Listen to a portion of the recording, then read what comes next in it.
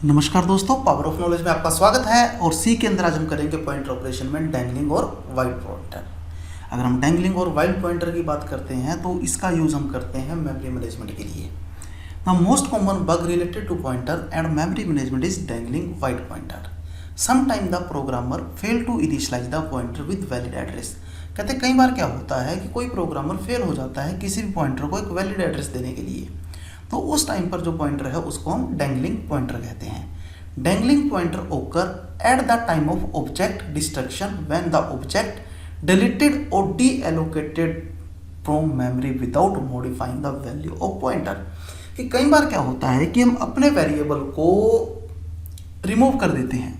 अब हमने variable remove तो कर दिया, लेकिन जिस पॉइंटर को हमने वो वेरिएबल एसोसिएट किया था उस पॉइंटर को हमने चेंज नहीं किया। तो जब हमने उस वेरिएबल को चेंज ही नहीं किया है, पॉइंटर को चेंज ही नहीं किया है, तो पॉइंटर के अंदर तो वो लोकेशन एग्जिस्ट है, लेकिन एक्चुअल में वो पोजीशन है नहीं। हम सिंपली एक कॉन्सेप्ट लेकर चलते हैं कि मेरे पास क्या है कि एक बुक है, मैंने अपने रिकॉर्ड के अंदर वो बुक इशू कर दी अपने फ्रेंड को। अब बुक मैं फ्रेंड को इशू कर चुका हूं, तो मेरे रिकॉर्ड के अंदर वही चीज है कि इशू टू दिस पर्सन। अब फ्रेंड आया, उसने मेरी बुक मुझे वापस कर दी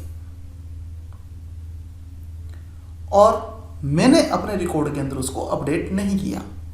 तो अगर मेरे अलावा कोई और उस रिकॉर्ड को देखे या मैं भी उस रिकॉर्ड को देखूं, मैं भूल गया कि वो मुझे बुक देकर गया या नहीं गया, मैं भूल गया उस चीज़ को, तो मैंने जब अपने रिकॉर्ड को देखा तो वो तो मुझे क्या दिखाएगा कि बुक आपके फ्रेंड के पास पड़ी है, जबकि एक्चुअल में फ्रेंड उस बुक का कोई यूज़ ही नहीं कर रहा है, वो बुक उसके पास है ही नहीं, वो उस बुक को छोड़ चुका है।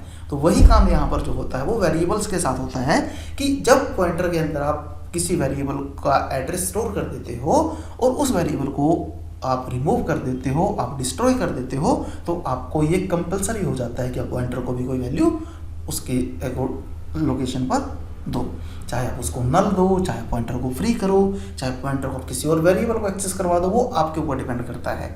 तो इस चीज़ को हम तब डैंगलिंग कहते हैं जब वो आपके पास करेक्ट वे ना हो कि मैंने पॉइंटर को तो अपडेट नहीं किया, लेकिन मैं वहाँ से वेरिएबल को फिनिश कर चुका हूँ। If we assign the value to this pointer, then it override the value of program code or operating system instruction. ये अगर हम इस पॉइंटर को कोई वैल्यू प्रोवाइड करते हैं तो ये ओवरराइड कर देगा उसको। तो प्रोग्राम यहाँ पर क्या करेगा कि उसके पास एक अनडिजायरेबल रिजल्ट होगा या हो सकता है वो क्रैश कर जाए। तो जो मेमोरी है वो रीएलोकेट करती है किसी अदर प्रोसेस को। तो हम ये देखते हैं कि डैंगलिंग प्रोसेस को हम सी के अंदर कैसे यूज करते हैं। तो ये देखिए यहाँ पर मैंने दो हेडर फाइल्स को यूज़ किया है, इंक्लूड studio.h, इंक्लूड conio.h और फंक्शन लगाया मेन। अब मेन के अंदर मैंने यहाँ पर क्या किया, सबसे पहले एक पॉइंटर ले लिया स्ट्रिंग के नाम से, क्लियर स्क्रीन कर दिया और इसके बाद मैंने यहाँ पर एग्जीक्यूशन पार्ट ले लिया। Execution part in the sense कि एक ब्लॉक प्रोवाइड कर दिया है कि ये वर्किंग इतने ही ब्लॉक में रहे। तो जब मैं ऐसी किसी वर्किंग को परफॉर्म कर देता हूँ तो वो एक तरह से उसके लिए एक बाउंडिंग एरिया बन गया कि जैसे ही वो इस एरिया से बाहर जाएगा उसके पास कुछ भी नहीं होगा। तो मैंने यहाँ पर क्या किया, एक कैरेक्टर ए लिया और उसको एक वैल्यू असाइन कर दी ए। स्ट्रिंग के अंदर मैंने ए का एड्रेस पास कर दिया। अभी तक क्या था, मेरे स्ट्रिंग के पास ए का एड्रेस पड़ा था, लेकिन जैसे ही वो इस लूप से बाहर गया ए खत्म, क्योंकि ए जहां स्टार्ट हुआ वो वहीं खत्म हो गया। जो बॉडी पार्ट ए के लिए हमने तैयार किया था, जैसे वो बॉडी पार्ट एग्जिट हुआ ए आपका डिस्ट्रॉय हो गया। लेकिन जो स्ट्रिंग है, स्ट्रिंग के अंदर अभी भी ए का एड्रेस पड़ा हुआ है, जबकि एक्चुअल में ए के अंदर कुछ है ही नहीं। तो जब ए के अंदर कुछ है ही नहीं तो हमारे को वो दिखाएगा क्या, जाहिर बात है या गार्बेज कलेक्शन दिखाएगा या जो मेरा कंपाइलर वर्किंग को स्टॉप कर देगा। तो इस चीज़ को हम यहाँ पर डैंगलिंग पॉइंटर कहते हैं। आइए हम इसको सी के प्रोग्राम के अंदर देख लेते हैं कि आप इसको सी के प्रोग्राम में कैसे यूज कर सकते हो। तो मैं अपने एडिटर में गया, मैंने यहाँ पर हेडर फाइल्स को लगाया, include studio.h,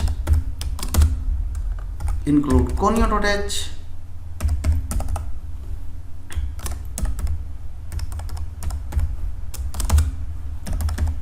void main,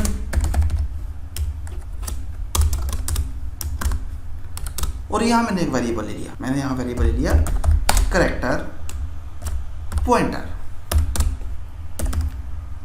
clear screen, इसके बाद मैं यहाँ पर क्या करता हूँ, एक एग्जीक्यूशन पार्ट क्लियर कर देता हूँ कि मुझे इतने में कुछ काम करना है। मैं यहाँ क्या करेक्टर ए इक्वल टू, मैंने उस करेक्टर के अंदर कोई भी वैल्यू प्रोवाइड कर दी, सपोज कीजिए मैंने यहाँ वैल्यू प्रोवाइड कर दी ए, या मैं यहाँ पॉइंट करता हूँ ए। तो अब जो मेरा पॉइंटर है उसको मैं ए का एड्रेस दे देता हूँ कि ए का एड्रेस में स्टोर हो जाए। क्लियर। और यहां पर मैंने क्या किया, प्रिंट टाइप कर दिया एड्रेस ऑफ पॉइंटर इज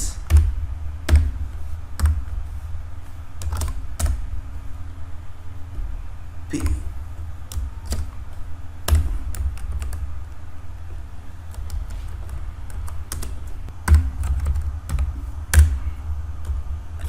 मैंने कंपाइल किया प्रोग्राम को, उसने मुझे उसका एड्रेस रिप्रेजेंट कर दिया क्योंकि वहाँ वैल्यू प्रोवाइडेड है। लेकिन अगर अब मैं इसी स्टेटमेंट को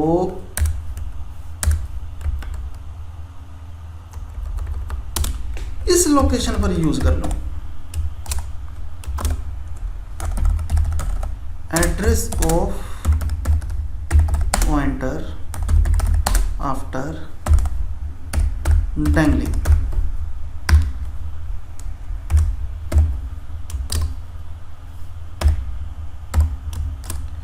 अब मेरा रिजल्ट क्या होगा?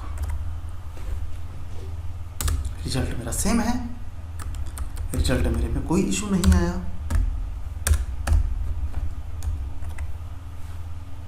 ये देखिए कोई प्रॉब्लम नहीं आई। लेकिन इसी स्टेटमेंट को मैं थोड़ा सा और यूज करता हूं, आपके भी ये चीज क्लियर हो जाएगी। Printf value of A percentage C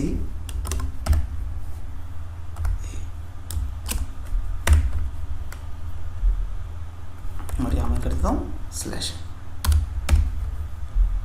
same यही चीज मैं यहां पर करता हूं, प्रिंट एफ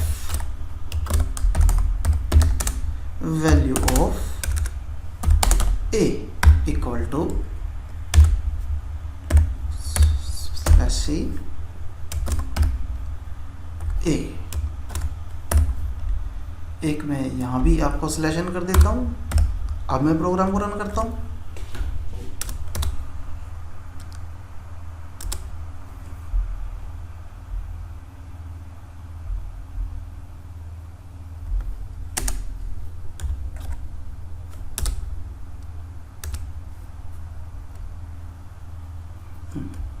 तो ये देखिए, अब जैसे आपने इसको किया तो आपके पास ए अवेलेबल ही नहीं है। तो जब आपके पास ए अवेलेबल ही नहीं है, अनडिफाइंड सिंबल ए, तो ए का एड्रेस कैसे अवेलेबल हो गया? यानी कि कहीं ना कहीं मेरे पॉइंटर के अंदर कोई ना कोई गलत डाटा है। अगर गलत डाटा है तो पॉइंटर आपका बिजी जा रहा है, जबकि पॉइंटर की उस टाइम पर वो मेमोरी फ्री होनी चाहिए। तो फ्रेंड्स, यही था हमारा डैंगलिंग का कॉन्सेप्ट कि हमने किस तरह से उसको यूज करना है। अब अगर हम यहाँ पर करते हैं कि मैं, तो फ्रेंड्स हमारी आज की क्लास में इतना ही था। Thank you very much.